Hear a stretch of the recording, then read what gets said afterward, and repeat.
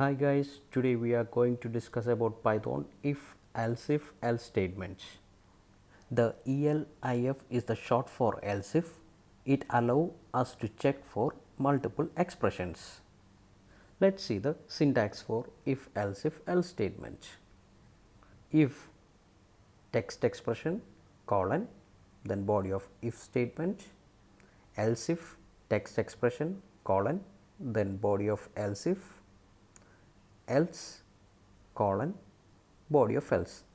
That means if all the text expressions are false, then only body of else will execute. You will get a clear idea about else if statement after seeing the flowchart. Let's see the flowchart. If condition is true, the body of if will execute. If it is false, the program will check the else if condition. If else if condition is true, body of else if will execute. If the condition for else if is false, then the body of else will execute. That means both the conditions are false, then only body of else will execute. Let's see the program for if else statement.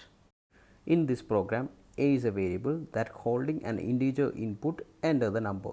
So here we need to enter a number. Similar for b also. If a is greater than b, the body of if statement will execute. Else if a is equal to b, if this text expression is true, the body of else if will execute. If both the text expressions are false, then body of else will execute. That means we will get an output as b is the largest number. Let's run and check the output in Python software. Run, enter the number. Initially I am entering 90 for A and 45 for B. So we got output as 90 is the largest number. That means first if condition is true. Let's run with another value for A and B. I am entering 45 for A and 45 for B. So we got output as A and B are same numbers. That means else if condition is true. Let's run with another value for A and B. I am entering 45 for A and 90 for B.